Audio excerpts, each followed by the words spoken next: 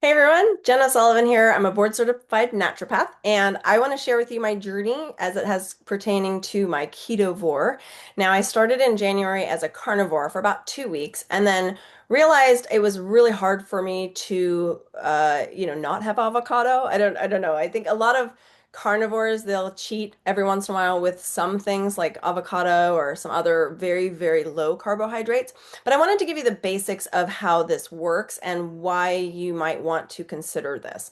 Now, I want to just preface this with every single one of you is different and what your body needs is different. However, we've sort of been lied to. And what I mean by that is this whole idea that we need more carbohydrates is not how our ancestors ate. Even in biblical times, it's just not how they ate. They would eat meat and they would have some carbohydrates, but smaller carbohydrates than the actual protein they ate.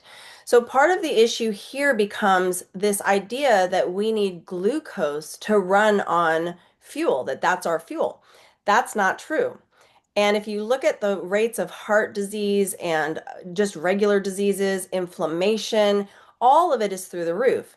When you actually change to a more protein-rich, fat-rich diet, your brain starts working better because you get better levels of good cholesterol to service your brain. Your body becomes what's called fat adaptive. Now, some of you have claimed that, well, wait a minute, Jen, if my glucose dips too low, I'm going to have some serious problems. Well, I am also a problem child when it comes to glucose. I've had hypoglycemia my whole life where I have to be really careful because I can faint. However, when your body becomes fat adapted, you don't need it anymore because then the body is now using fat for fuel and it changes everything. Okay, this is how our bodies actually were designed to work back in thousands of years ago, right? So a couple thousand years ago and beyond, we've just changed to a more heavy carbohydrate processed food source. But then you wonder, why do we have all these diseases and issues? It's because our bodies weren't meant to run on this heavy amount of glucose. Okay, so how does this work? Generally speaking, if you're a carnivore, you're in the 70% fat to 30% protein ratio. And that means that there's very few carbohydrates. Now, the carbohydrates that are in proteins are some. So some people would say there's zero carbohydrates. They're not, that's not true. Like an egg has half of a carb. So if you have two eggs, you're getting 1 gram of carbohydrates in your diet. So generally speaking, if you were to just eat everything, and there's a lot of organ meats that have carbohydrates. So there are carbohydrates and there's cheeses have carbohydrates. So be very careful about that as well, but you can still eat cheeses and some have none. It just depends on what you're eating. You just got to watch yourself there. But you can have around 10 carbohydrates, 10 grams of carbohydrates per day and still be in a carnivore state. And so what that means is like every once in a while, I might have a half of an avocado and that's going to put me into some extra carbs. And then you got to be careful if you're eating like 12 eggs a day or something crazy like that. That's 6 grams of carbs. So again, you got to watch those carbohydrates. But if you wanted to do what's called a ketovore plan, and that's generally what I do. So some days I'm strict carnivore and other days, so it's kind of like every other day, and that seems to help my body undulate a little bit more. But the ketovore is something where now I'm giving myself about 20 grams of carbs or less. And technically I try to keep in that 15 or lower. But that enables me to maybe have a handful of pecans or macadamia nuts or something small, right? Nothing major. I might have some like chopped onions. I might have some cilantro that has just a little bit of carbohydrates, but I'm not eating heavy carbohydrate load vegetables. There's no fruit on this plan. And by the way, no, your body doesn't need those phytonutrients. You can get them from other things. But we really do recommend that you watch your nutrition intake, maybe take an organ complex. So I do that, or just a beef liver complex so that you're getting some extra nutrients. But some people that are full strict carnivore do typically need like a vitamin D supplement or just a general multivitamin, but you're going to get most of your nutrients from the meats that you're eating if you eat meat properly. And what I mean by that is you normally need some, grass-fed but fattier cuts of meat. You need meat that has more, like the organ meats are better for you. And some of you don't do that. So that's why we want to kind of supplement a little bit. But this is a really great way for several reasons. Number one It's going to drastically cut down your inflammation. Now, a lot of you guys know I'm a patcher, and the patches have been a game changer for me in that area. And so I don't have inflammation anymore, so I can't really track this, but this is what I hear is the number one thing when it comes to when you switch over to being fat adaptive versus sugar adaptive, right? Glucose adaptive.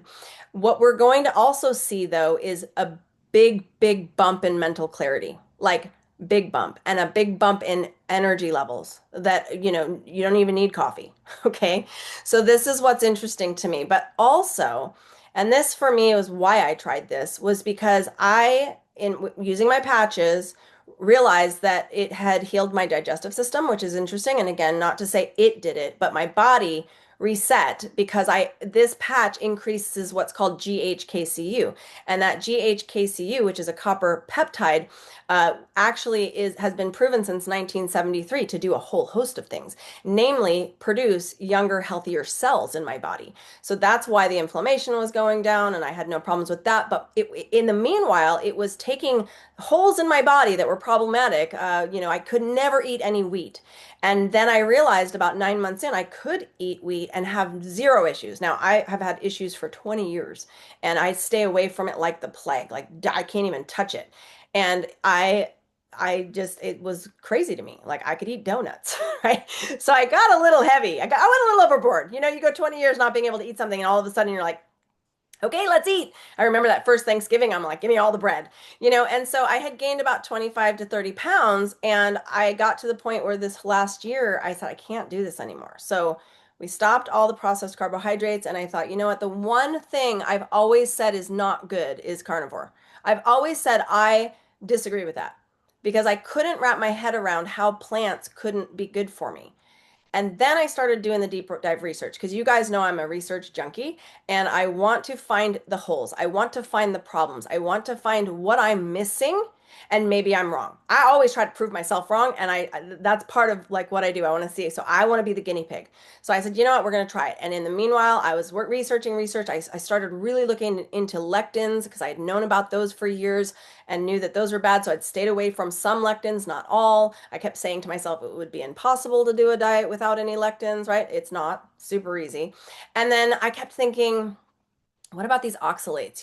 I know people who've had problems with, kidney stones and passing things and just being in pain and then having high uric acid. And so we've talked a lot about like when you're doing heavy load every day of like spinach drinks, like that's not good. So it's interesting to me because you learn from one person about, say, lectins, who tells you should be eating all these oxalates, which is not true. And then you learn from somebody else about oxalates and how bad they are, but then they're showing you what you can eat that's low in oxalates but high in lectins. And I'm like, no.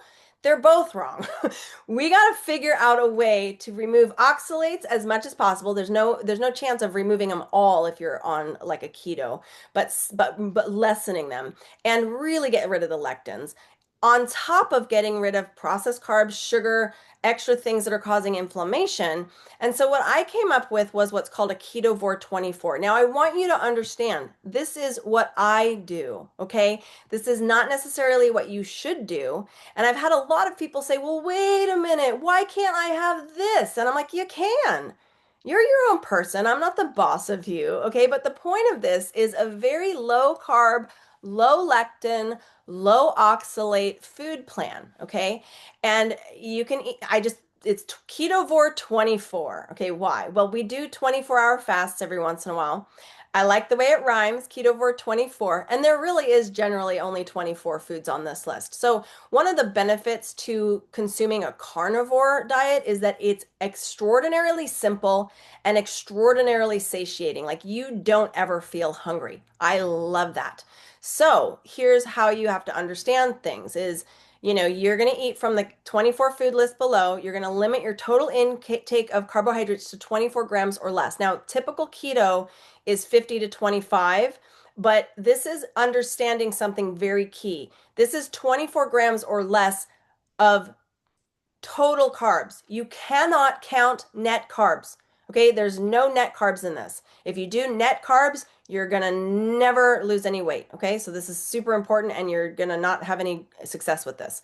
What you want to do is just try to keep it between 15 and 24. Okay, that's where you're gonna go.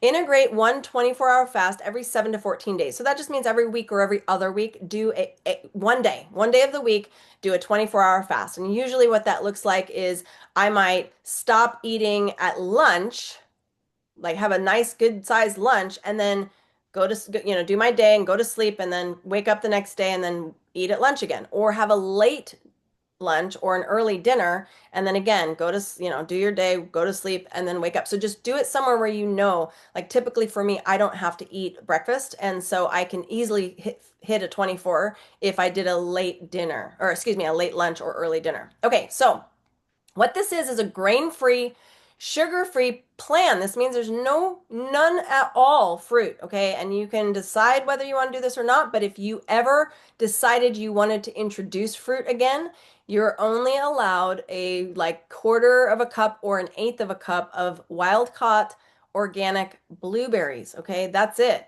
You're not eating any of these highly modified foods.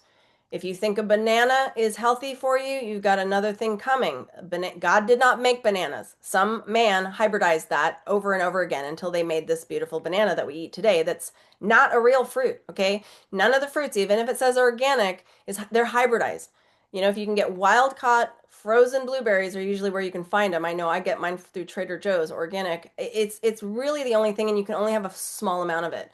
But that's not even on the list here. Okay, so what you're going to do though is also limit all dairy, cheese, yogurt, milk, 10% or less of your total food intake. And usually when you go for dairy, you need more fat. Remember, this is a fat adaptive diet, so you need to add, don't, all these nutritionists, and I've gone through nutrition courses. For me, it's like, no, they're saying lean cuts. On this plan, you don't want lean. You want fattier cuts of meat and fish. You want your dairy, cheese, yogurt. If you're doing any of that, you want it full fat. If you can get full fat, that's what you want. And then your organic, you got to do all organic butter. Um, if you're going to add that butter to any meat that's too lean, like I love filet mignon and I just add a tablespoon of butter to it. It's like a sauce over it. It tastes delightful. Okay. If you're constipated, this means that you need to add more fat. But if you have diarrhea, it means you have to decrease the fat. So that's the key there that a lot of people don't talk about. And I wanted to make sure you knew that. But you can, if you wanted to have 0 calories, 0 carb coffee or tea. If you want some milk, goat milk is okay, or full fat regular milk, but just get like pasture raised dairy that's like full fat, no sugar. Okay, you're going to track your total carbohydrates in a meal tracker. I use MyFitnessPal, the free version. It's really easy to do on my laptop, which I love. The other trackers I haven't found to be able to do on my laptop. I like to do a lot of things on the computer so I can see it real big.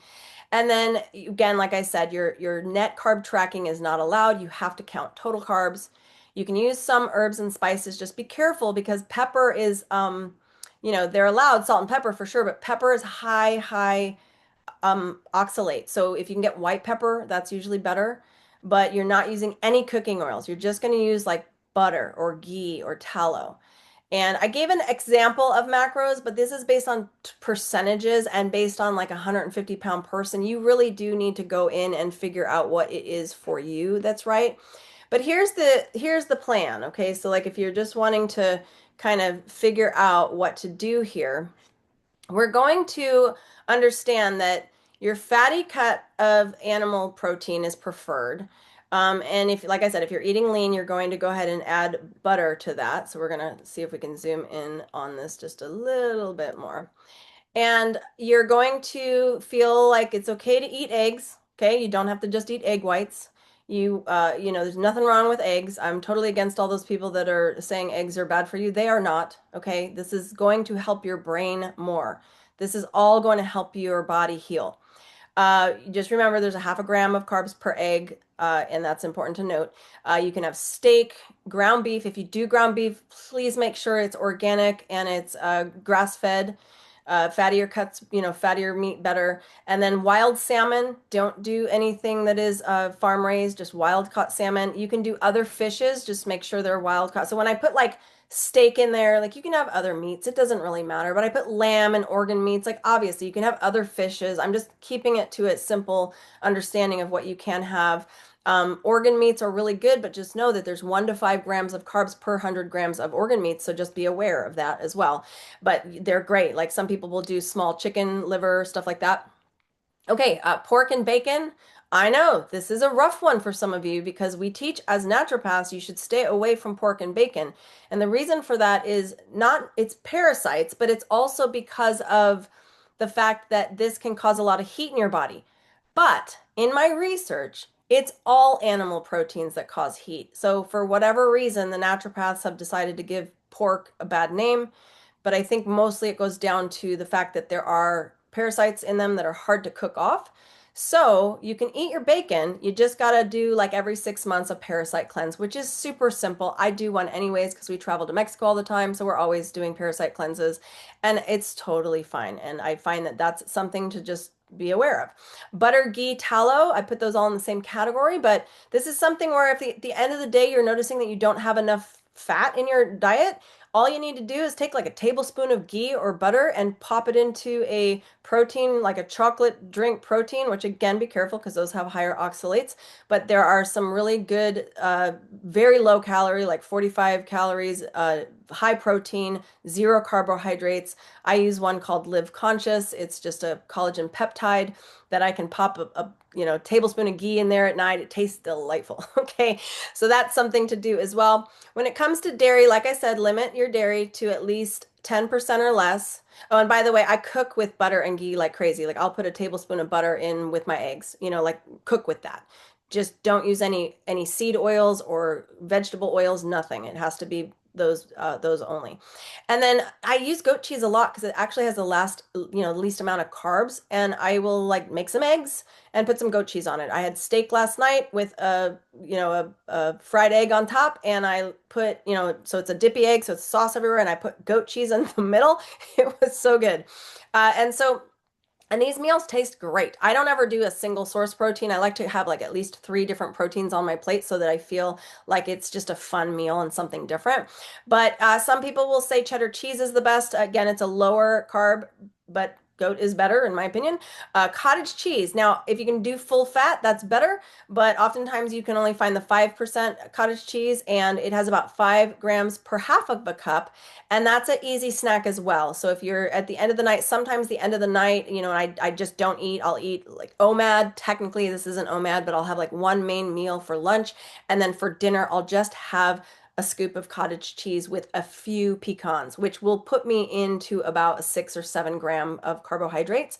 And I have to track that. If I ate a bunch of other things during the day that maybe had too many carbs and I'm hitting that 10 mark, I try to kind of keep it below that. But if I'm doing a Ketovore day, which is this, you have upwards of 24. So you're pretty good here. But look at that plants and nuts section. This is where it gets a little bit harder because when you get into understanding avocado, while delightful and I love it, it's for half of an avocado, it's 5 grams. So it's pretty heavy. However, it has such good fat in it. So again, usually every other day I'll have a half of a avocado.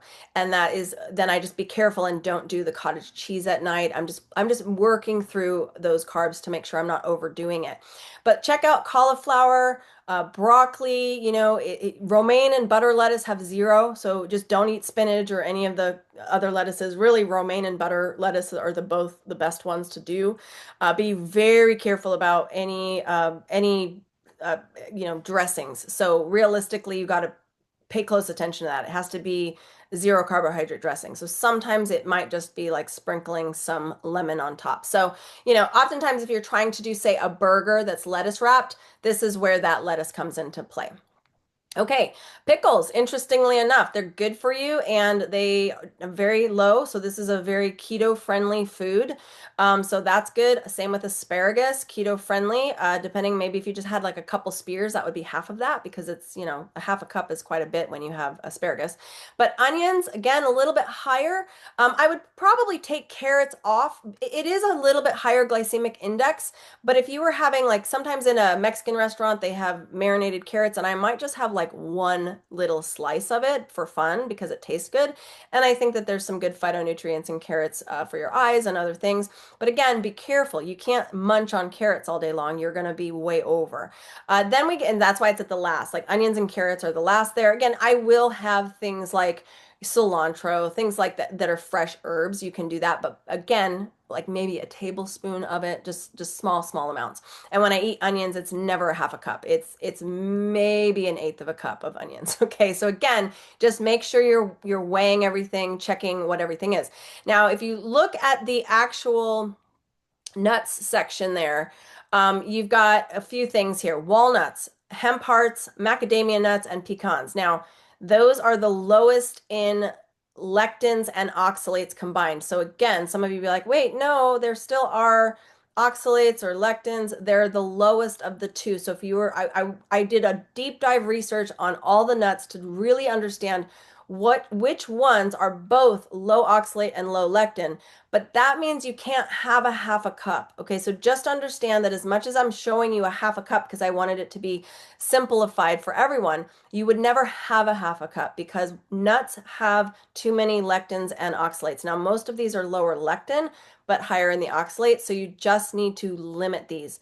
That just means a sprinkle, maybe a small handful, and a handful would mean maybe 4 or 5 nuts, right? So you're not doing a whole half a cup. So that's the basics of this keto. It's basically called the Ketovore 24. And you can get more information on this and just kind of follow me on my Facebook group. It's called Ask Dr. Jen.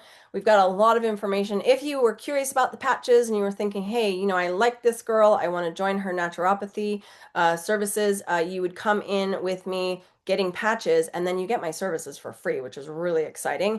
As far as supplements and other things go, we want to limit those as well and make sure the supplements you're on are the right ones for you. We never want to get sucked into somebody saying you absolutely need these supplements. Now, there are certain things that I think are important, but we want to understand that it's not a one size fits all. Now, if you are in the age bracket of your 50s, I'm 51 and older, and you're looking at trying to reset your body, look younger, not, get into that I'm now an old lady or an old man and I can't hardly walk and I don't feel good and I'm gaining weight and everything hurts.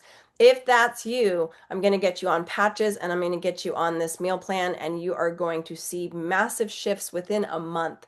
And that's what we want to do. We want to see results right away. So I encourage you to get started. You can contact me directly. You're welcome to text my personal cell phone. Don't call it, I don't answer. You just need to text 949-282-9745. Again, 949-282-9745. If you are already using patches, don't text me, okay? You can find me online. We do our Zooms every Monday and Wednesday. It's thepatchzooms.com. But if you are brand new to this and you're wanting to get started, I can help you get started in a real way.